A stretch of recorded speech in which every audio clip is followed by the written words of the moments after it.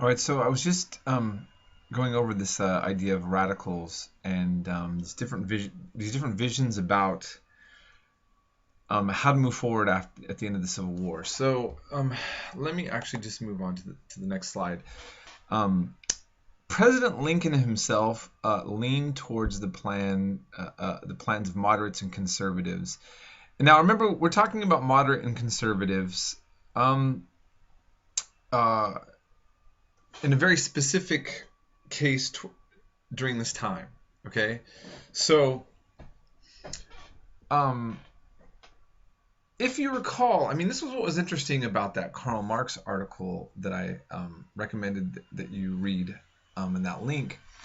When in Europe, if you remember in that article,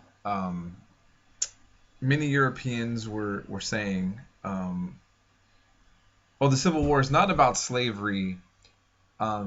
Look, the Union, the North is even saying it's not." And then Karl Marx writes and says, they're saying that, but that's not what the South is saying. Okay? And we saw that firsthand, that Southerners were saying, yes, we're breaking away for slavery. And just the very election of Lincoln brought fear into their minds enough. It was kind of like the straw that broke the camel's back, that they thought, well, we're not going to be able to preserve our way of life any longer if we stay attached to these northern free states. But my point that I'm trying to say is, and this has been my kind of new conclusion, and maybe I'll revise this a little bit later, but I feel like if you look at the legacy of Lincoln and the North, they weren't radically anti-slavery. There were groups of it, right? I mean, when John Brown went to Harper's Ferry, he did have some private funding by wealthier anti-slavery, abolitionists in the North, but this wasn't. This was condemned by Lincoln, and that wasn't the majority consensus of the North. And the real discussion about breaking away and about the whole slavery debate was really, I think what it really comes down to is what I'm saying is that for the South, his election meant the end of their world. He didn't run a platform saying it would be the end of their world. The question is, was it a self-fulfilling prophecy? Perhaps Lincoln wouldn't have been that hard on the slave states at all had they not seceded. And it's hard to tell what would actually happen. But he did have the right vision or an understanding that a house divided cannot stand. That the way things were going, and I think that all of you as students, as you look through this, okay, we can now say, I think for the most part, most of us in America, and I believe rightly, think slavery is just morally wrong and it shouldn't be anywhere, not just in America, in the world, on any of the various slave systems that we've talked about. But a nation cannot be united unless you have all slave states or no slave states. Okay, so I think for that is more or less how it was addressed, in terms of Lincoln's mind. So for Lincoln, he didn't have this rabid, passionate campaign to end slavery and liberate black slaves.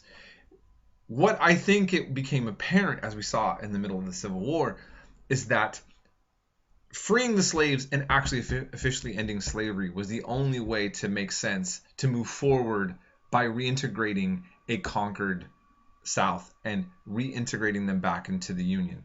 If they can't be slavery and non-slavery in part of the state, so if the idea is that to be United States there had to be all slavery or no slavery, and the South already broke away fighting to preserve slavery, it makes sense that the North would say, you know what, since we can't have two systems, and you guys started this, and we already have enough consensus in the North that we just don't agree with it, that is a part of the conquest plan, abolishing slavery.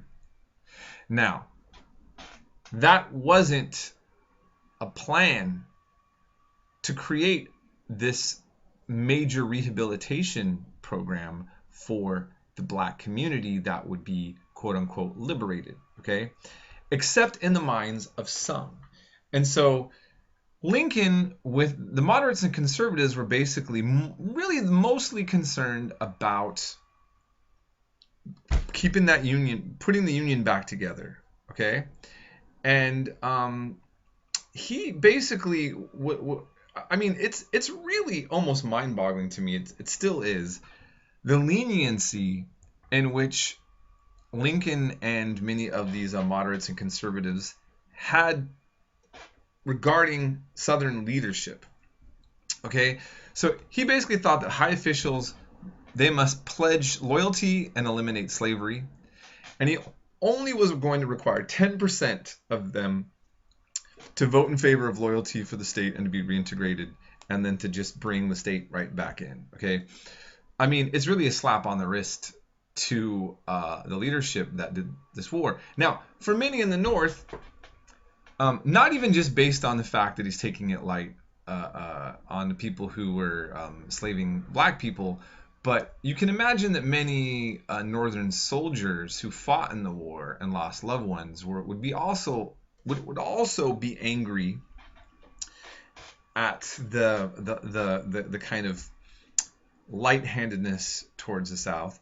And others maybe saw this as a complete necessity to restore the Union. Okay? So, I mean, Lincoln, he did want to extend blacks the right to vote if they were educated, owned property, and served in the Union Army. Okay? And the radicals really wanted there to be a much harder position on Southern leadership and more justice for slaves in the South. That was what was proposed in the Wade Davis bill, okay, to, I mean, not this 10% business, but to really basically have people who didn't even participate in the Civil War and the South, they really wanted what we would consider to be justice, meaning, well, when I say we would, you know, when you think about them starting a war, that you don't have the people who started the war back in power doing well, and that you don't let slave owners just get off scotch-free who were supporting this, and that you do a lot of things to rectify the wrongs that just occurred. That is what you see in the Wade Davis bill. You can look at that more closely in the textbook. Lincoln vetoed it, and he saw that as too dangerous to preserving the Union. Okay. Now, despite his moderation and leniency to the South, it did not mean that there were not Southerners who felt highly bitter and upset about the Civil War, what just took place, and this change of Southern life that was occurring. And it's bizarre because you would think that Abraham Lincoln, knowing that the country was just killing each other, would have an actual, bodyguard system. And what's not realized is that it would take a few presidents getting assassinated before finally this idea of having a secret service, a full-on, agency for protection of a president would come into being. It's hard to believe. If you remember Andrew Jackson, he had some young man that was wanting to take revenge on him and was sweating profusely and just came up and shot 2 guns that didn't go off on Andrew Jackson, at point blank range, basically. It's strange to think that our presidents were so accessible at this time. And they were, and to their detriment also. Well, in the case of Abraham Lincoln specifically. So he was shot by John Wilkes Booth while he was watching a theater production. There were others involved. Secretary of State Stewart was also shot and wounded that night, and there was an abandoned attempt on the vice president.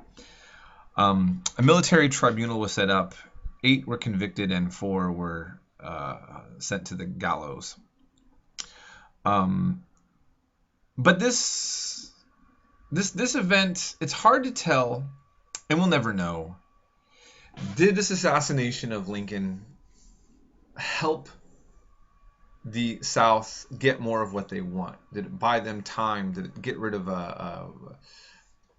you know, a leader that was level-headed?